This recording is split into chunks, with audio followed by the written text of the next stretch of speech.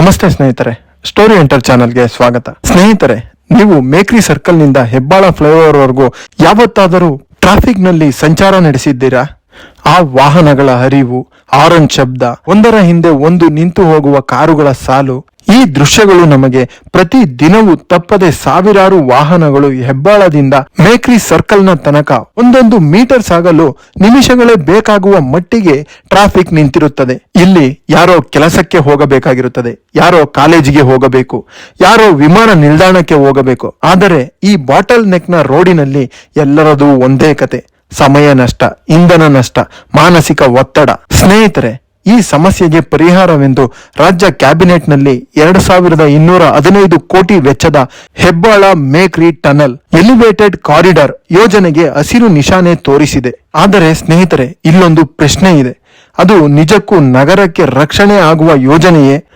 ಇಲ್ಲ, ಇದು ಅತಿ ದೊಡ್ಡ ಹಣದ ಹೂಡಿಕೆ ಎಂಬ ಇನ್ನೊಂದು ವಿವಾದವಿದೆ. ಈ ಟನಲ್ ನಿಂದ ಅಷ್ಟೊಂದು ಉಪಯೋಗವಾಗುತ್ತದೆಯಾ, ಅಥವಾ ಇದು ಇನ್ನೊಂದು ಅತಿ ದೊಡ್ಡ ಹಣದ ಹೊರೆಯೇ ಎಂಬುದನ್ನು ನಾವು ಈ ವಿಡಿಯೋದಲ್ಲಿ ನೋಡುತ್ತಾ ಹೋಗೋಣ. ಸ್ನೇಹಿತರೆ, ಅದಕ್ಕೂ ಮೊದಲು ಚಾನೆಲ್ಗೆ ಸಬ್ಸ್ಕ್ರೈಬ್ ಮಾಡಿ ಮತ್ತು ಬೆಲ್ ಐಕಾನ್ ಅನ್ನು ಒತ್ತಿ.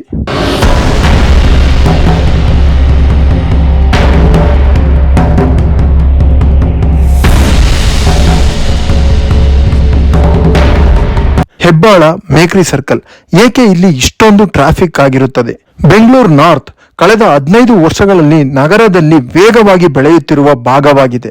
ಟೆಕ್ ಪಾರ್ಕ್ಗಳು, ಹೂಡಿಕೆ, ಐಟಿ ಉದ್ಯೋಗ, ಹೊಸ ವಸತಿ ಪ್ರದೇಶಗಳು ಇವೆಲ್ಲದರ ಕೇಂದ್ರ ಬಿಂದು ಹೆಬ್ಬಾಳ ಬಳ್ಳಾರಿ ರೋಡ್, ಅಂದರೆ NH44. ಇದು ಬೆಂಗಳೂರು ಇಂಟರ್ನ್ಯಾಷನಲ್ ಏರ್ಪೋರ್ಟ್ಗೆ ಹೋಗುವ ಮುಖ್ಯ ಮಾರ್ಗವಾಗಿದೆ. ಇನ್ನು Mekhri circle palace ground, Sadashivanagar, RT ನಗರ ಸೇರಿಸುವ ಅತ್ಯಂತ ಹಳೆಯ ಮತ್ತು ಪ್ರಮುಖ ಜಂಕ್ಷನ್ ಆಗಿದೆ. ಈ ನಡುವೆ ಇರುವ ಕೇವಲ ಕೆಲವು ಕಿಲೋಮೀಟರ್ ಸ್ಟ್ರೆಚ್. ಆದರೆ ಇಲ್ಲಿ ಕಾಣುವ ಟ್ರಾಫಿಕ್ ಬಿಕ್ಕಟ್ಟು ನಗರದೆಲ್ಲೆಡೆ ಡಾಮಿನೋ ಎಫೆಕ್ಟ್ ಅನ್ನು ಸೃಷ್ಟಿಸುತ್ತದೆ. ಸ್ನೇಹಿತರೆ, ಪ್ರತಿ ದಿನ ಬೆಳಗ್ಗೆ 7 ರಿಂದ 11 ಮತ್ತು ಸಂಜೆ 5 ರಿಂದ 9 ಈ ರಸ್ತೆ ತನ್ನ ಗರಿಷ್ಠ ಸಾಮರ್ಥ್ಯದ 3 ಪಟ್ಟು ವಾಹನಗಳ ಸಾಂದ್ರತೆಯನ್ನು ಸಹಿಸಲು ಪ್ರಯತ್ನಿಸುತ್ತಿದೆ. ಇದರ ಫಲ ಎಂಬಂತೆ ವಾಹನಗಳು 20 ರಿಂದ 40 ನಿಮಿಷ ಹೆಚ್ಚುವರಿ ನಿಂತು ಹೋಗುತ್ತವೆ. ಐಡಲ್ ಇಂಜಿನ್ ಸಮಯ ಗಗನಕ್ಕೇರುತ್ತದೆ. CO2 ಲೆವೆಲ್ ಹೆಚ್ಚಾಗುತ್ತದೆ. ನಾಗರಿಕರು ಮನೆಯಿಂದ ಹೊರಡುವ ಸಮಯವನ್ನು ಬದಲಾಯಿಸಿಕೊಳ್ಳಬೇಕಾಗುತ್ತದೆ. ಇದನ್ನು ನಗರ ಯೋಜಕರು ಸಿವಿಯರ್ ಸ್ಯಾಚುರೇಷನ್ ಪಾಯಿಂಟ್ ಎಂದು ಕರೆಯುತ್ತಾರೆ. ಟನಲ್ ಎಲಿವೇಟೆಡ್ ಕಾರಿಡಾರ್ ಈ ಯೋಜನೆಯನ್ನು ನಾವು ನೋಡುವುದಾದರೆ ಹೆಬ್ಬಾಳ ಜಂಕ್ಷನ್ ನಿಂದ ವೆಟರ್ನರಿ ಕಾಲೇಜಿನವರೆಗೆ 3 ಲೈನ್ ಟ್ವಿನ್ ಟನಲ್ ಮತ್ತು ನಂತರ ಮೇಕ್ರಿ ಸರ್ಕಲ್ ನ ತನಕ ಎಲಿವೇಟೆಡ್ ಕಾರಿಡಾರ್. ಈ ಟನಲ್ ಸುಮಾರು 2.27 ಕಿಲೋಮೀಟರ್ ಉದ್ದದ್ದಾಗಿದ್ದು ಶಾರ್ಟ್ ಟನಲ್ ಟೆಕ್ನಾಲಜಿ ಬಳಸಿ ನಿರ್ಮಾಣ ಮಾಡಲು ಪ್ರಯತ್ನಿಸುತ್ತಿದ್ದಾರೆ. ಸ್ನೇಹಿತರೆ, ಟ್ವಿನ್ ಟನಲ್ ಎಂದರೆ 2 ವಿಭಿನ್ನ ಮಾರ್ಗಗಳು, ಒಂದು ಸೌತ್ ಬಾಂಡ್ ಮತ್ತೊಂದು north bond. 3 line design, modern ventilation, drainage, emergency exit ಸಿಸ್ಟಮ್ಗಳು ಸೇರಿರುತ್ತದೆ. ಟನಲ್ ನ ಮೂಲಕ ಥ್ರೂ ಟ್ರಾಫಿಕ್ ಅನ್ನು ಭೂಮಾರ್ಗಕ್ಕೆ ಕಳುಹಿಸಿದಾಗ ಮೇಲಿನ ಬಳ್ಳಾರಿ ರೋಡ್ ನಲ್ಲಿ ಅತ್ಯಂತ ದೊಡ್ಡ ಮಟ್ಟದ ಜಾಗ ಖಾಲಿಯಾಗಬಹುದು. ಏರ್ಪೋರ್ಟ್ಗೆ ಹೋಗುವ ವೆಹಿಕಲ್ ಗಳಿಗೆ 15 ರಿಂದ 20 ನಿಮಿಷ ಉಳಿತಾಯವಾಗುವ ಸಾಧ್ಯತೆ ಇದೆ. ಇನ್ನು ಹೆಬ್ಬಾಳದಲ್ಲಿ ಐಡಿಯಲ್ ಇಂಜಿನ್ ನಿಂದಾಗಿ ಪ್ರತಿ ದಿನ ಅಂದಾಜು 3 ರಿಂದ 4 ಲಕ್ಷ ಲೀಟರ್ ಇಂಧನ ನಷ್ಟ ಉಂಟು ಮಾಡುತ್ತಿದೆ ಎಂದು ಸಂಶೋಧನೆಗಳು ಸೂಚಿಸುತ್ತಿವೆ. ಟನಲ್ ಪ್ರಾಜೆಕ್ಟ್ ಮುಗಿದರೆ ಶಬ್ದ ಮಾಲಿನ್ಯ 20 ರಿಂದ 30% ಕಡಿಮೆಯಾಗಬಹುದು. ಕಾರ್ಬನ್ ಎಮಿಷನ್ 5 ರಿಂದ 10% ಕುಸಿಯಬಹುದು. ಇಲ್ಲಿ ಏರ್ಪೋರ್ಟ್ ಕನೆಕ್ಟಿವಿಟಿ ಸುಧಾರಿಸಿದರೆ real estate, business park, commercial ಹಬ್ಗಳ ದೊಡ್ಡ ಮಟ್ಟದ ಚಟುವಟಿಕೆ ಹೆಚ್ಚಾಗಬಹುದು. ಸಿಗ್ನಲ್ ಫ್ರೀ ಕಾರಿಡಾರ್ ಎನ್ನುವುದು ಜೀವ ರಕ್ಷಣೆಯಲ್ಲೂ ಮಹತ್ವವಾಗುತ್ತದೆ. ಆಂಬ್ಯುಲೆನ್ಸ್ ರೆಸ್ಪಾನ್ಸ್ ಟೈಮ್ ನಲ್ಲೂ ಕೂಡ 4 ರಿಂದ 6 ನಿಮಿಷ ಕಡಿಮೆಯಾಗಬಹುದು.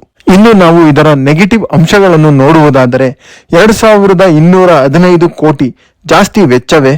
UDD ಅರ್ಬನ್ ಡೆವಲಪ್ಮೆಂಟ್ ಡಿಪಾರ್ಟ್ಮೆಂಟ್ ಮತ್ತು ಫೈನಾನ್ಸ್ ಡಿಪಾರ್ಟ್ಮೆಂಟ್ ಎರಡೂ ಒಂದು ಪ್ರಶ್ನೆ ಕೇಳಿವೆ. ಈ ಮಾರ್ಗಕ್ಕೆ ಸರ್ಫೇಸ್ ವೈಡ್ನಿಂಗ್ ಮಾಡಿ ಅಥವಾ ಮಾಡೆಲ್ ಇಂಟಿಗ್ರೇಷನ್ ಮಾಡಿ ಈಗ ಹೂಡಿಕೆ ಮಾಡಲು ಮುಂದಾಗಿರುವ ಮೊತ್ತದಲ್ಲಿ ಕೇವಲ 20 ರಿಂದ 25% ವೆಚ್ಚದಲ್ಲಿ ಸಮಸ್ಯೆ ಬಗೆಹರಿಸಬಹುದು.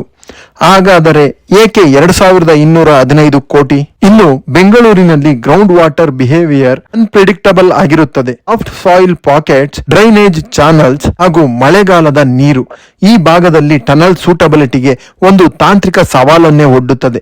ಇನ್ನು ಈ ಶಾರ್ಟ್ ಟನಲ್ ದೊಡ್ಡ 16.7 ಕಿಲೋಮೀಟರ್ ಮೆಗಾ ಟನಲ್ ಆದ ಹೆಬ್ಬಾಳ ಸಿಲ್ಕ್ ಬೋರ್ಡ್ ಟನಲ್ ಜೊತೆ ಹೇಗೆ ಕೋಆರ್ಡಿನೇಟ್ ಆಗುತ್ತದೆ ಎಂಬ ಗೊಂದಲಗಳು ಇನ್ನೂ ಬಗೆಹರಿದಿಲ್ಲ. ಇನ್ನು ಎನ್ವಿರಾನ್ಮೆಂಟಲ್ ಇಂಪ್ಯಾಕ್ಟ್ ನೋಡುವುದಾದರೆ ಹೆಬ್ಬಾಳ ಲೇಕ್ ಸೆನ್ಸಿಟಿವ್ ಝೋನ್ ಆಗಿದೆ. ನಿರ್ಮಾಣದ ಸಮಯದಲ್ಲಿ ಅಪಾಯ ಅಪಾಯಕ್ಕೆ ಸಿಲುಕುವ ಸಾಧ್ಯತೆ ಹೆಚ್ಚು. ಇನ್ನು ರಾಜಕೀಯ ಮತ್ತು ಸಾರ್ವಜನಿಕರ ವಿರೋಧವನ್ನು ನಾವು ನೋಡುವುದಾದರೆ ವಿರೋಧ ಪಕ್ಷಗಳು ಯೋಜನೆಯನ್ನು ಅವಿವೇಕಿ ವೆಚ್ಚ ಎಂದು ಟೀಕಿಸುತ್ತಿವೆ. ಇನ್ನು ಜನಸಾಮಾನ್ಯರು ಮೊದಲು ಬಸ್ ಲೈನ್ ಕೊಡಿ, ನಂತರ ಟನಲ್ ಮಾಡಿ ಎಂದು ಟೀಕಿಸುತ್ತಿದ್ದಾರೆ. ಸ್ನೇಹಿತರೆ, 2215 ಕೋಟಿ ಸರ್ಕಾರ ಹೂಡಿಕೆ ಮಾಡುವ ಬದಲು ಇನ್ನಿತರ ಯೋಜನೆಗಳನ್ನು ನೆರವೇರಿಸಬಹುದು. 1700ರಿಂದ 2000 ಹೊಸ BMTC ಎಲೆಕ್ಟ್ರಿಕ್ ಬಸ್ಗಳನ್ನು ಹಾಕುವುದು. ಹೌದು, ಇದರಿಂದ ದೈನಂದಿನ 20ರಿಂದ 25 ಲಕ್ಷ ಜನರಿಗೆ ಡೈರೆಕ್ಟ್ ಮೊಬಿಲಿಟಿ ಇಂಪ್ರೂವ್ಮೆಂಟ್ ಆಗುತ್ತದೆ. ಜಾಗತಿಕವಾಗಿ ಟ್ರಾಫಿಕ್ ತಡೆಯಲು ಅತಿ ಪರಿಣಾಮಕಾರಿ ಮಾರ್ಗ ಬಸ್ಗಳೇ ಆಗಿವೆ. ಇನ್ನು ಮೆಟ್ರೋವನ್ನು 20ರಿಂದ 25 ಕಿಲೋಮೀಟರ್ ವಿಸ್ತರಣೆ ಮಾಡಿದರೆ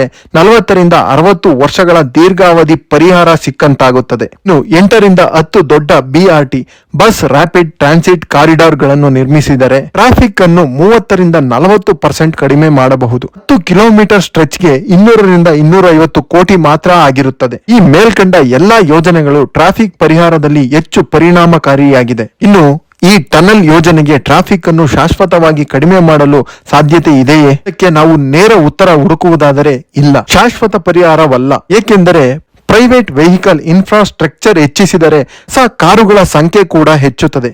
3ರಿಂದ 5 ವರ್ಷದಲ್ಲಿ ಮತ್ತೆ ಸಿಚುಯೇಷನ್ ಅದೇ ಪರಿಸ್ಥಿತಿಗೆ ತಲುಪುತ್ತದೆ. ಇದನ್ನು ಇಂಡ್ಯೂಸ್ಡ್ ಡಿಮ್ಯಾಂಡ್ ಎಂದು ಕರೆಯುತ್ತಾರೆ.